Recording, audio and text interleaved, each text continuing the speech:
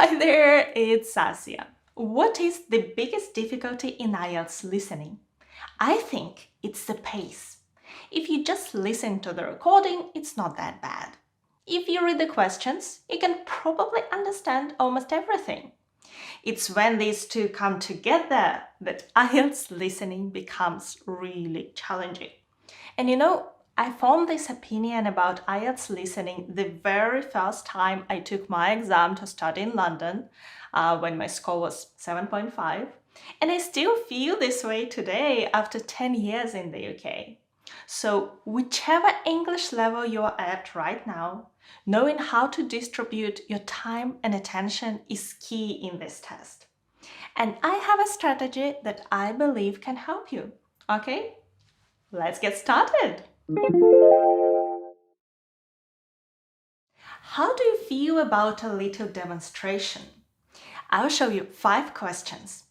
Listen to the recording, follow the instructions, and try to answer them. It will take you 4 minutes and fully reveal the problem I'm talking about. If you'd rather go straight to the strategies, click on the video timeline to jump to the next section. Okay? Here is a task. You will hear 2 urban planning students, called Carla and Rob, discussing their presentation on cities built by the sea, following instructions from their tutor. First, you have some time to look at questions 21 to 25.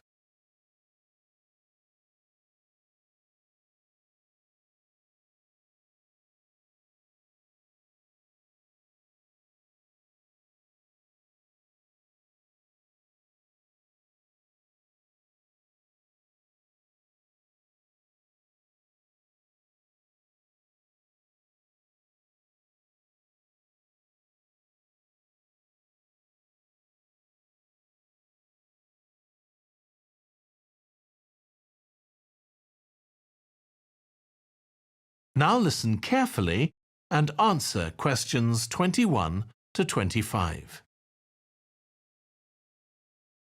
OK, so what I'd like you to do now is to talk to your partner about your presentations on urban planning. You should have done most of the reading now, so I'd like you to share your ideas and talk about the structure of your presentation and what you need to do next. OK, Rob, I'm glad we chose quite a specific topic, cities built next to the sea. It made it much easier to find relevant information. Yeah, and cities are growing so quickly. I mean, we know that more than half the world's population lives in cities now. Yeah, though that's all cities, not just ones on the coast. But most of the biggest cities are actually built by the sea. I'd not realised that before. Nor me. And what's more, a lot of them are built at places where rivers come out into the sea, but apparently this can be a problem. Why? Well, as the city expands, agriculture and industry tend to spread further inland along the rivers, and so agriculture moves even further inland up the river. That's not necessarily a problem, except it means more and more pollutants are discharged into the rivers. So these are brought downstream to the cities? Right. Did you read that article about Miami on the east coast of the USA? No. Well, apparently back in the 1950s, they built channels to drain away the water in case of flooding. Sounds sensible. Yeah, they spent quite a lot of money on them, but what they didn't take into account was global warming. So they built the drainage channels too close to sea level, and now sea levels are rising, they're more or less useless. If there's a lot of rain, the water can't run away. There's nowhere for it to go. The whole design was faulty. So what are the authorities doing about it now?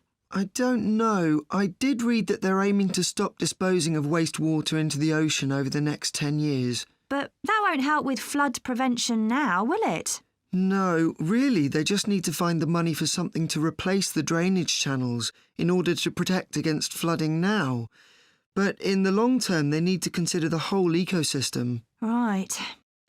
Really, though, coastal cities can't deal with their problems on their own, can they? I mean, they've got to start acting together at an international level instead of just doing their own thing. Absolutely. The thing is, everyone knows what the problems are, and environmentalists have a pretty good idea of what we should be doing about them, so they should be able to work together to some extent. But it's going to be a long time before countries come to a decision on what principles they're prepared to abide by. Yeah, if they ever do. Okay, the answers are 21B, 22A, 23C, 24B, 25A. It was a hard task, wasn't it? Let me know in the comments how many questions out of 5 you could answer correctly. Coming back to our strategy, could you read all the questions and options before the recording started? I couldn't.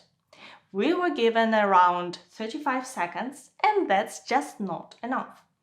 And I find that in multiple choice questions, knowing each option in advance really makes a difference.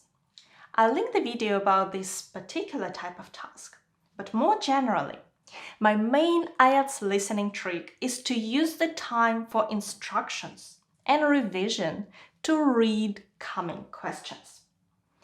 There are 4 sections in IELTS listening. At the end of each section, you are given 30 seconds to review your answers. Together with instructions telling you to do so, that's 45 seconds. Plus a time with instructions for the next section. You could get 1 minute 45 seconds to read the questions instead of 30 seconds. Do you think it would make a difference to your ability to answer these questions? And if you're wondering if you're actually allowed to turn the page and go to the next section before you hear the instructions to do so, the answer is yes. Once you open the test questions, you can go to any of them to any page you wish.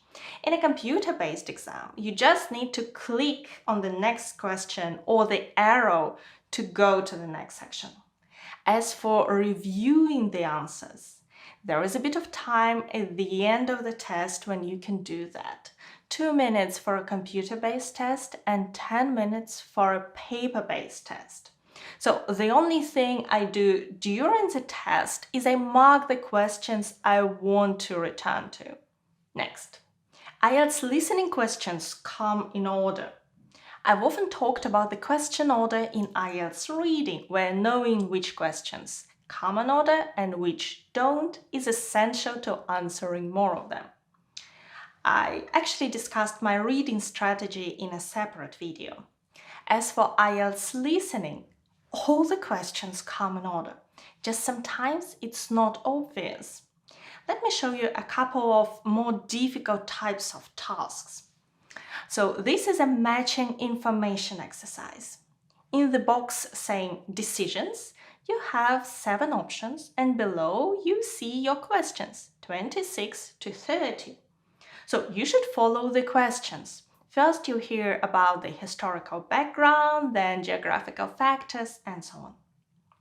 Before the recording starts, try to memorize the options in the box so you could quickly understand what they're talking about. Another complex type of task is maps. It's easier to deal with if you study the map and try to memorize all the elements on it. The main road, access road, factory, trees, and so on. Again, questions come in order. First you hear about a coffee room, then warehouse, staff canteen, and so on.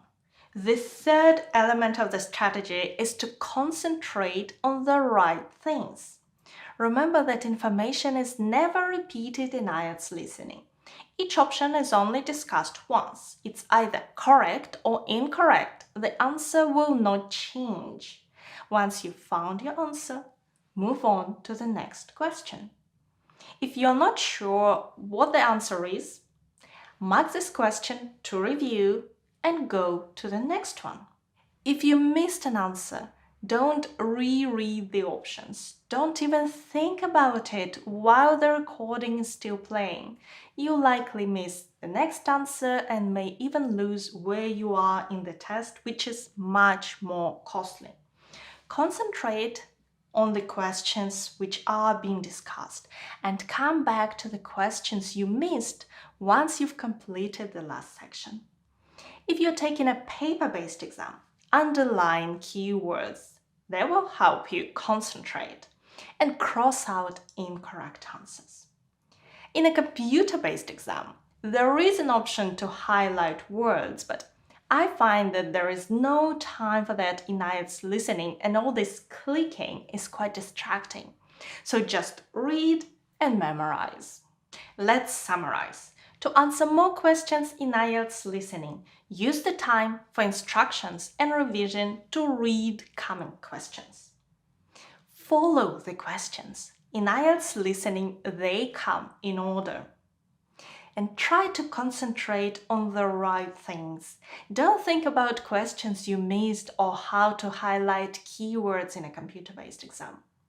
That's all for today. The videos about my reading strategy and multiple choice questions that I mentioned before are right here. Thank you so much for watching me today. Good luck with your preparation and your exam. Bye!